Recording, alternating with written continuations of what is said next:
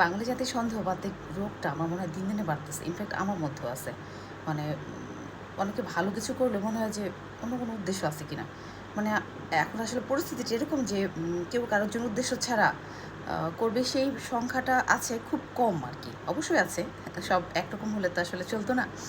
যেমন এখন যদি কোথাও আমি যাই মানে ইফতারে বা খেতে যাই, দেখা যায় যে খেজুরটা দেখলে মনে হয় কি যে ওই যে সৌদি আরব থেকে বাংলাদেশের জন্য উপহার হিসেবে যে আসছে খেজুরটা, মানে যেটা নিয়ে একটু গরমিল নিয়ে মানে বিভিন্ন অলরেডি সোশ্যাল মিডিয়া তোলপাড়, অনেকে এটা নিয়ে ট্রল করতেছে, মনে হচ্ছে যে ওইটাই কি ওই খেজুরের অংশ কিনা।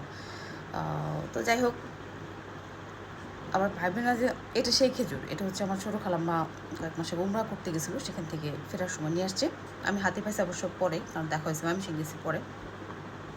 তো যাই হোক, মানে সন্দেহটা এমন জায়গায় চলে গেছে, মানে খেজুর দেখলেন একটা ধরুন সন্দেহ। তবে আবার আমার খেজুরের দিকে কিন্তু সন্দেহ করে না।